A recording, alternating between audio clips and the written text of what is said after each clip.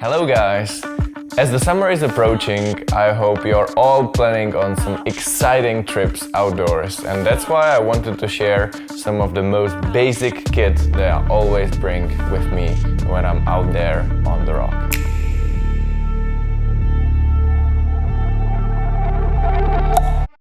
The first thing that I would pick from my backpack would be a chalk bag, because the first thing I want to know when I reach the crag is to check how the conditions are, respectively, if I have never been to the crag, to check out how the rock feels like, what's the friction, what's the structure, and you know, even the feeling when I'm looking at the route, visualizing myself how the climbing is gonna be, it is just such a difference of feeling the perfect friction on my fingertips compared to having a sweaty hands.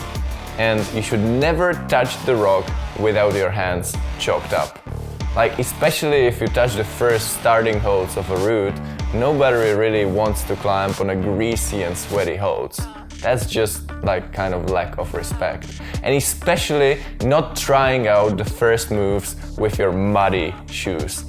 And on the crag you never really know how much you end up climbing, so it's always nice to bring some extra chalk in case you run out of it. I prefer a chalk which is like chunkier, and I never really use a liquid chalk, but some people like it.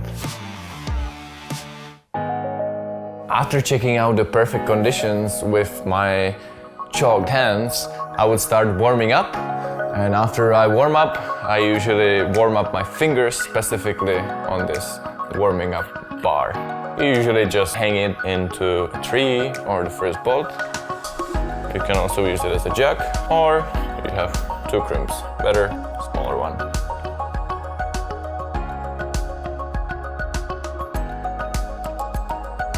Clothes.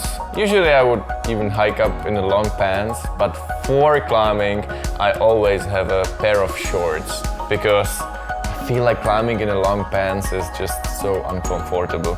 If you spend a lot of time at the crag, not moving, it's really important that the down jacket is warm.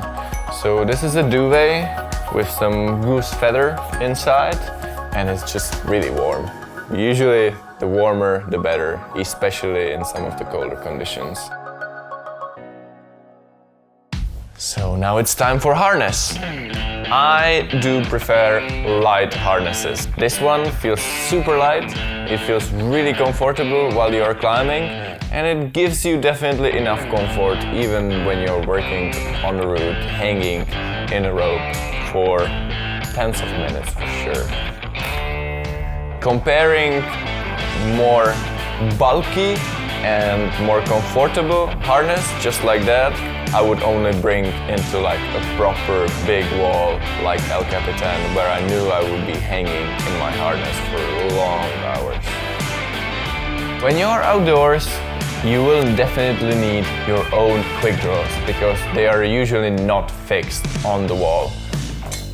I definitely prefer the Quickdraws that are super comfortable to clip, and that's even more important than the weight.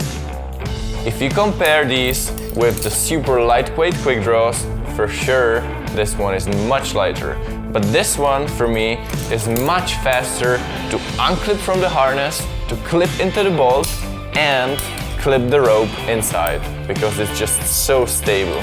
Whereas as this carabiner is much smaller, it's slower to unclip and clip it, and because it rotates, it's much slower to also clip the rope inside. And for me, the speed of the clipping is really, really important. In terms of rope, I like my rope to be skinny and lightweight. This one is 8.9 millimeters, which I think for a hard sport climbing is the perfect diameter. But if you're climbing something a little bit wilder, maybe less protected on a rock that it's sharp, it's definitely not a bad idea to have slightly thicker rope. And also thicker ropes are usually more resistant to abrasion.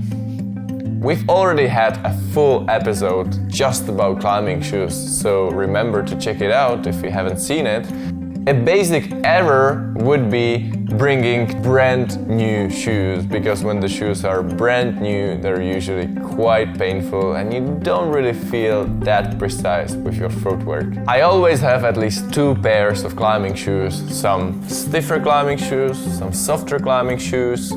I usually end up having more like 5 pairs. And if you have a brand new shoes, it's always really important to have a piece of plastic that you wrap your foot around and you slide down inside the shoe much easier, and it's actually much less painful. As I have my shoes on and they are really tight, I'm just about to start climbing, but right before, if I feel my fingers are sweaty, I would still use a ventilator. I would use it for maybe 20 seconds to dry up my fingertips, switch it off and start climbing. Well, there are definitely some more small things that I'm always carrying in my backpack, like belay device, because I'm not climbing alone and I usually belay my climbing partner. There would be the tape in case I have a cut on my fingertips. There is the sandpaper if I feel my fingers are too glassy or too dry and I need to file them. There is a shovel in case of other needs. Other needs? Nature is calling you. I'm always having at least a little brush from the natural materials that don't scratch the rock are definitely recommended, unlike metal brushes that can ruin and destroy the rock forever. All of this I can easily fit into a backpack that I'm sitting on, which is very universal, as it can be a backpack, a crash pad, or even a sleeping mat when you want to take siesta. That's it for today, guys. I hope you appreciated some of the tips that you might be using this year in summertime on the rock. I would also like to remind you of a very sad and tragic accident that happened to a young French climber, Luc, and want to remind you that climbing could be potentially dangerous, and not only climbing but also the approach and even while you're driving to the crag. Be safe out there.